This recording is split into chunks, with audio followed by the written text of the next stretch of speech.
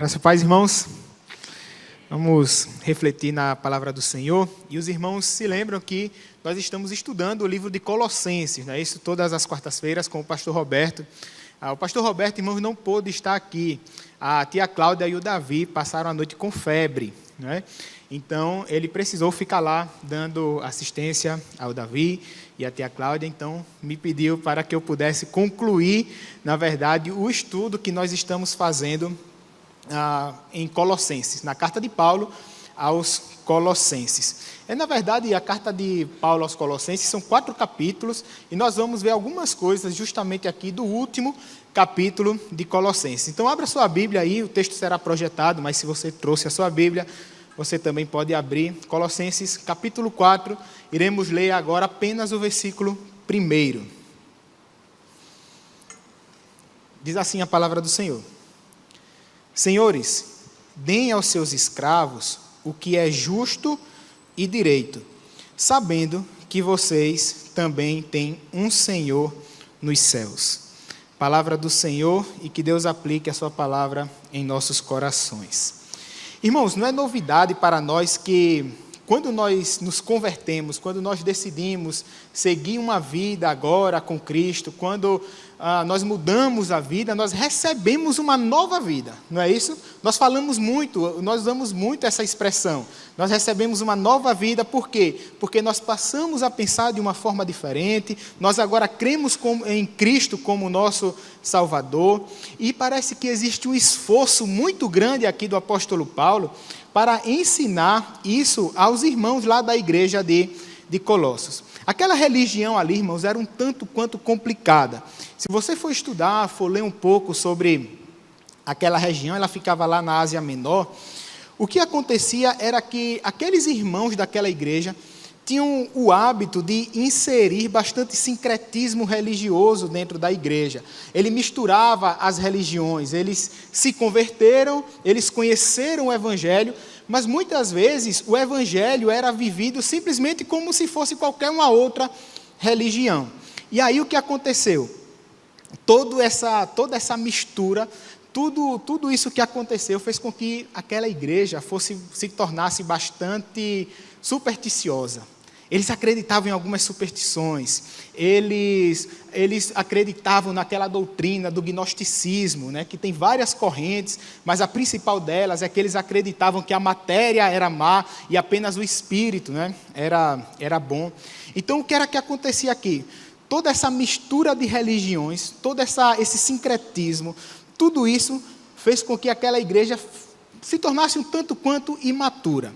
E aí o que acontece? Se você for ler a história, você vai ver que o apóstolo Paulo estava preso quando escreve essa carta.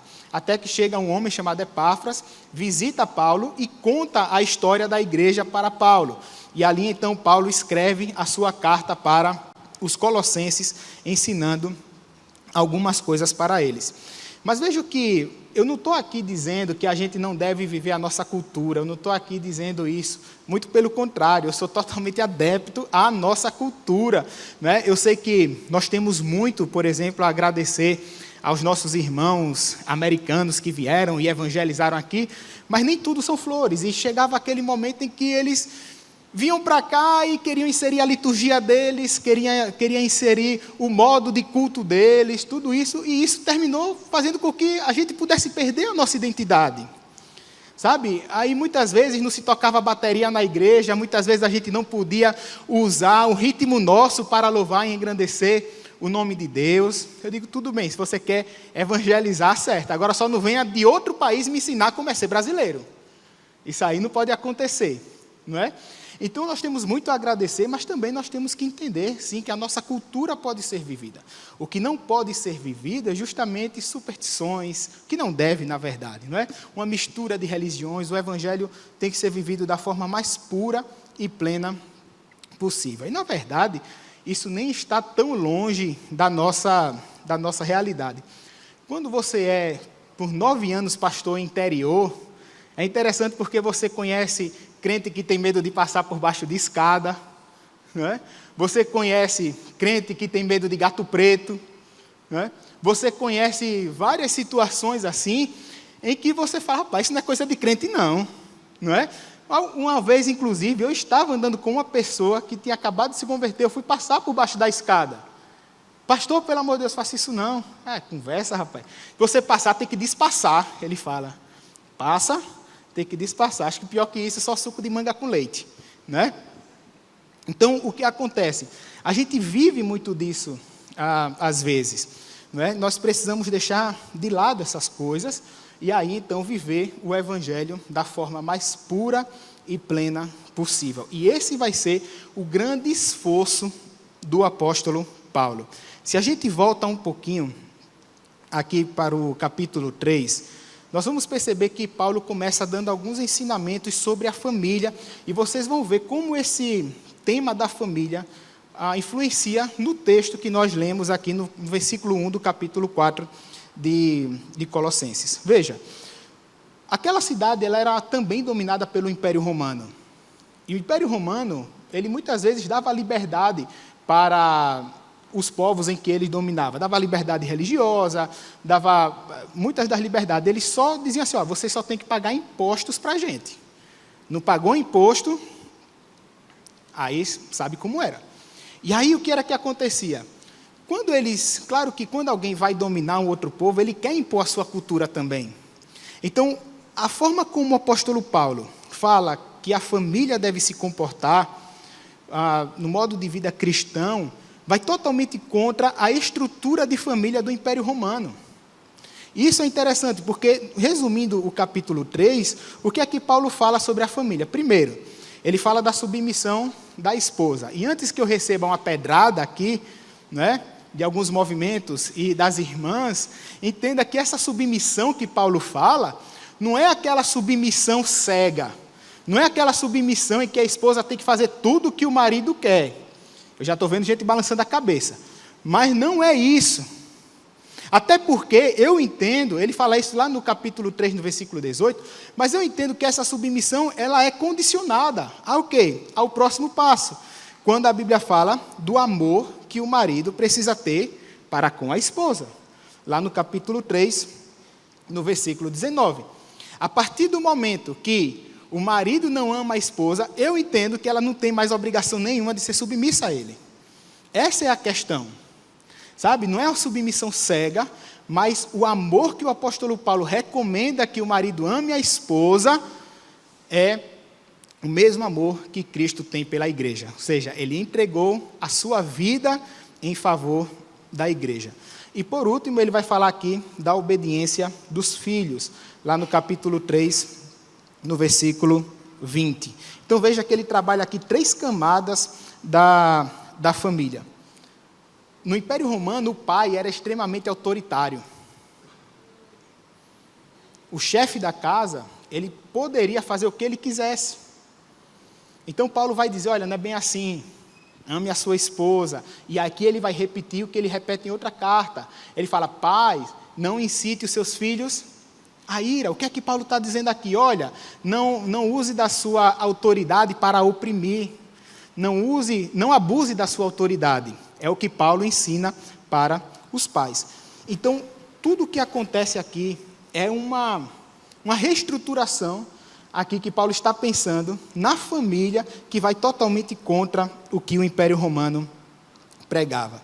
Só que o que é mais interessante de tudo isso, irmãos, é porque Paulo vai além, e aí sim nós chegamos no capítulo 4, no versículo 1.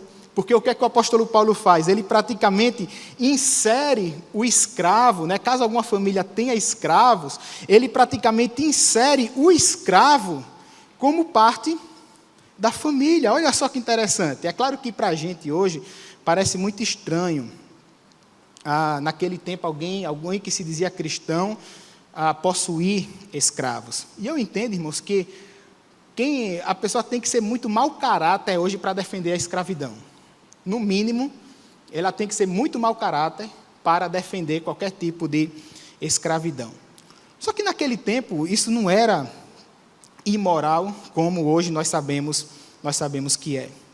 E eu sei que algumas pessoas vão questionar o apóstolo Paulo, porque ele trabalha esse tema da escravidão, e ele fala, no texto que a gente leu aqui, olha, haja com justiça para com o seu escravo, lembre que você também tem um Senhor que está lá no céu. Haja sempre com justiça. Então, o que é que acontece? Algumas pessoas terminam criticando o apóstolo Paulo porque ele não foi mais incisivo. Eu já vi pessoas assim. Porque o apóstolo Paulo não quis acabar com a escravidão? Porque o apóstolo Paulo não escreveu que não podia ter mais escravos? Meus irmãos, me digam uma coisa. Qual era a força política que o apóstolo Paulo tinha? Ele estava preso. A escravidão era um ato político naquele tempo. Qual era a força política que o apóstolo Paulo tinha em dizer assim, acabem com os escravos? Nem democracia existia na realidade dele. Você era preso simplesmente porque tinha uma opinião contrária. Qual era a força política que ele tinha para acabar com a escravidão? Nenhuma. Só que parece, irmãos, que infelizmente a gente não entende isso.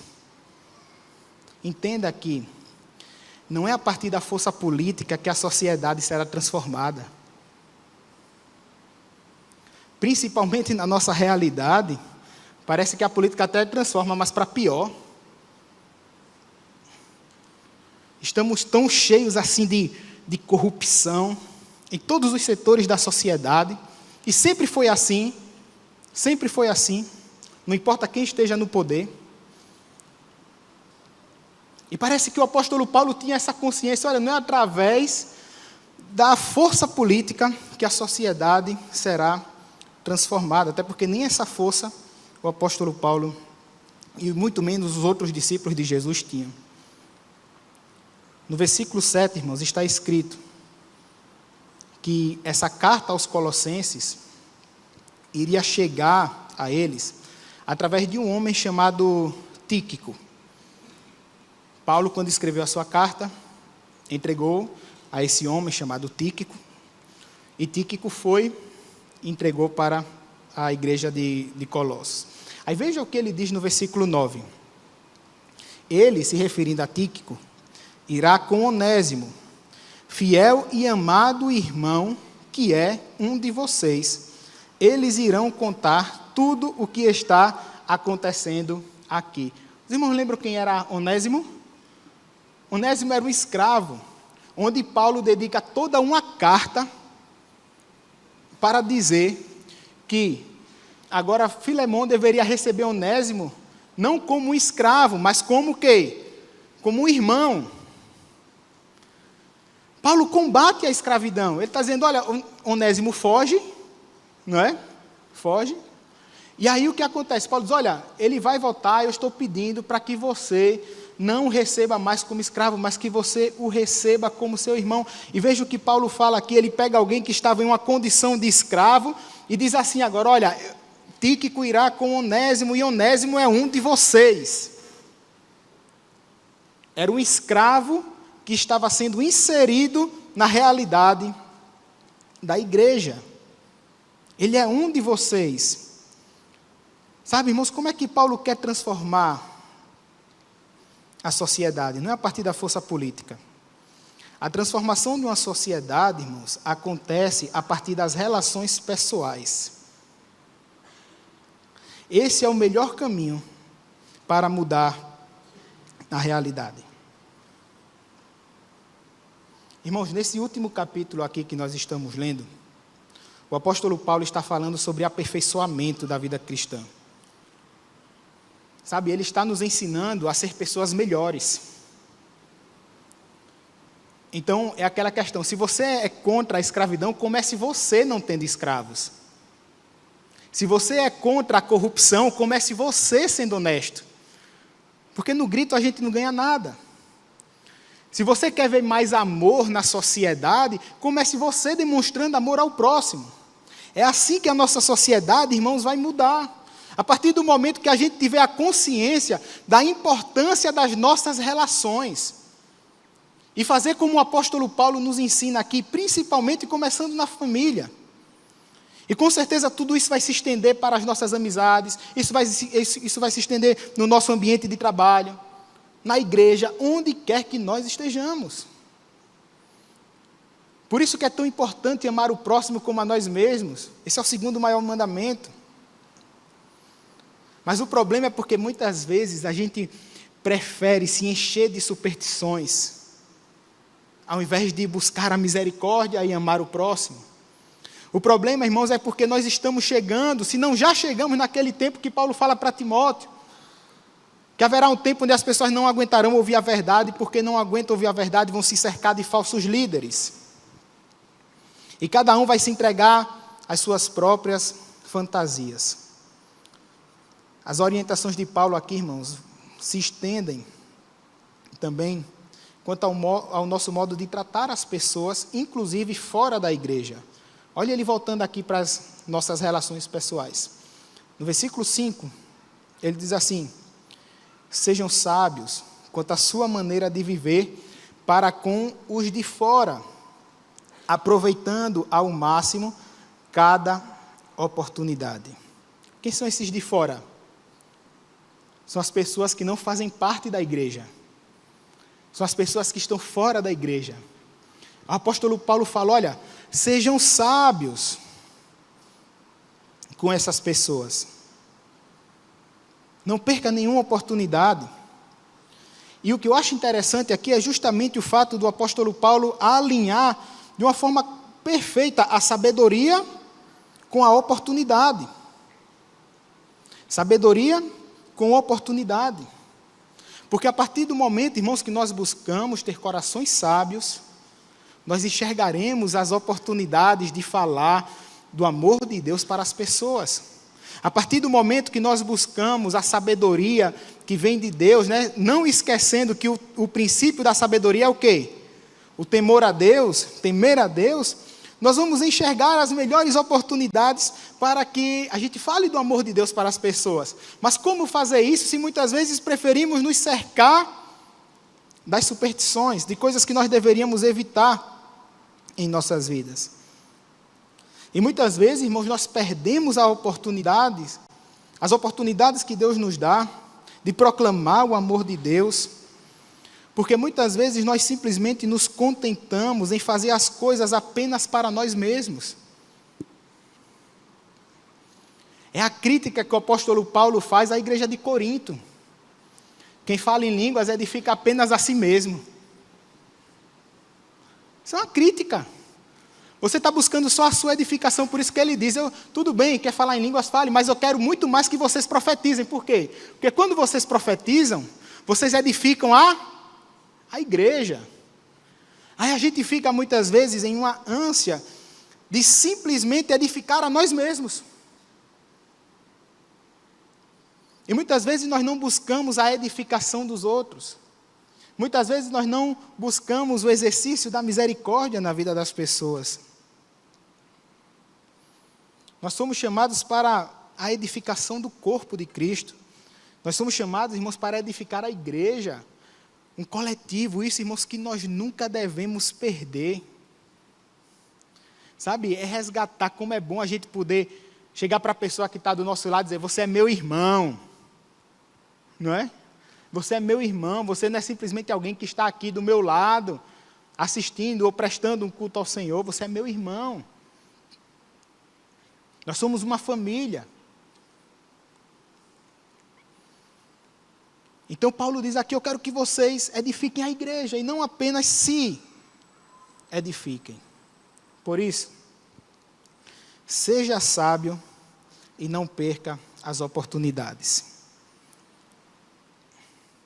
Ser sábio envolve temer a Deus.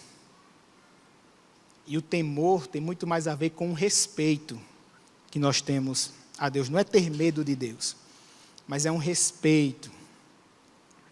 E essa sabedoria ainda que Paulo fala, se reflete no versículo 6. Olha o que a Bíblia diz, irmãos. O seu falar seja sempre agradável e temperado com sal, para que saibam como responder a cada um. Pare e pense agora aqui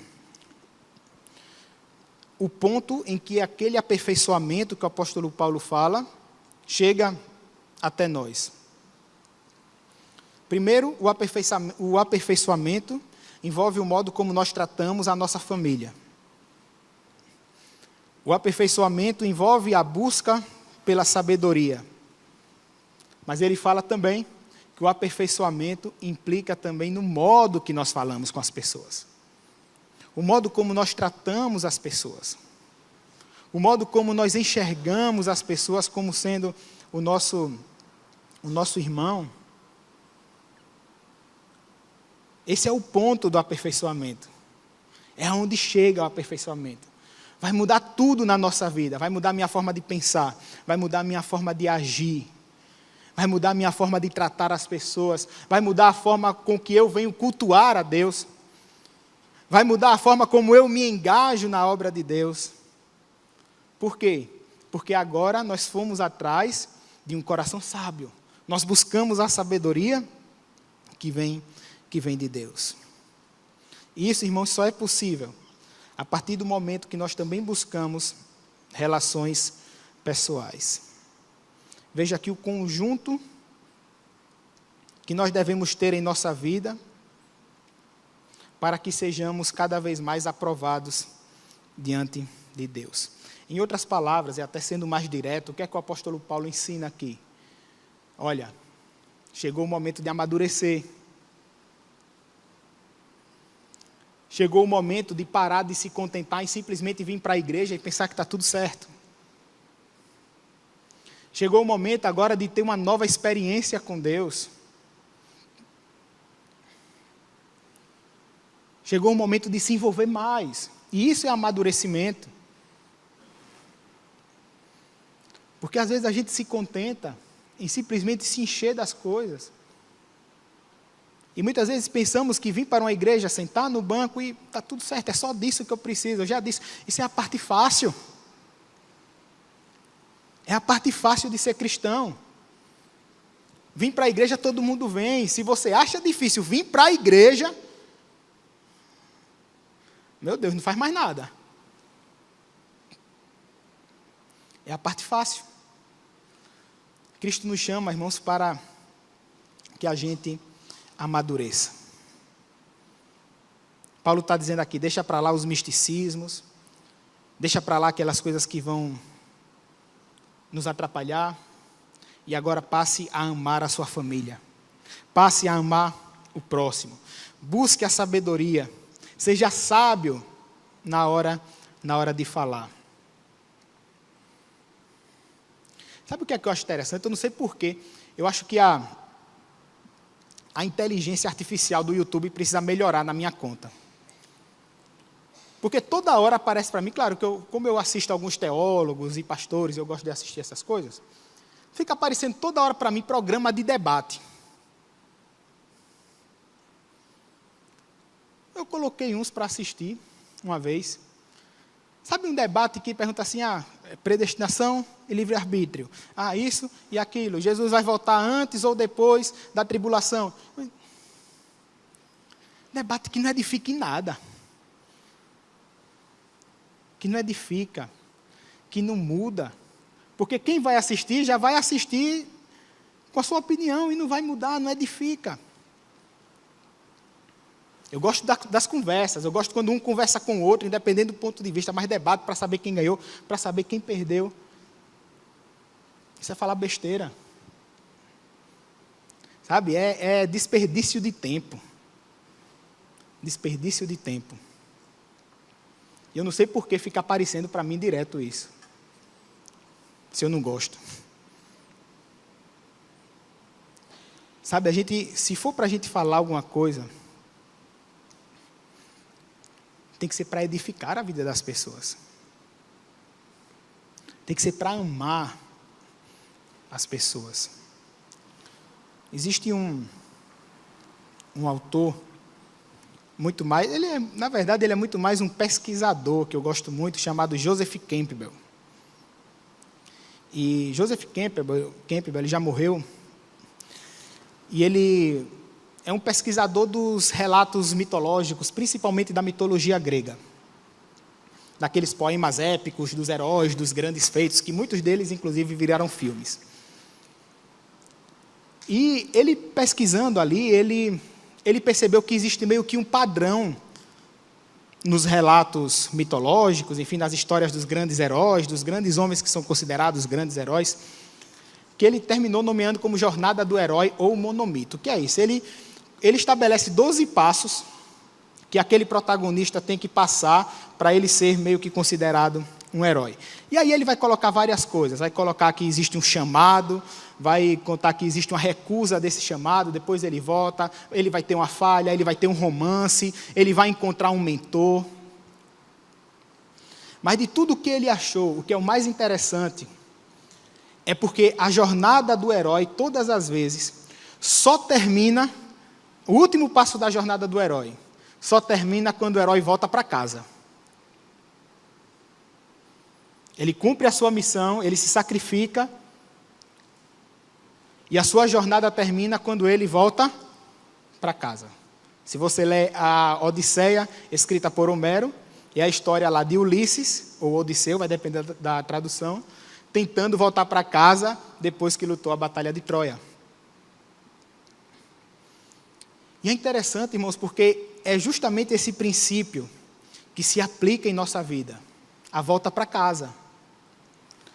Tudo que nós passamos aqui, como esse aperfeiçoamento que o apóstolo Paulo fala, todas as dificuldades que nós enfrentamos, as vitórias também, as alegrias, nada mais são do que a gente voltando para a nossa casa.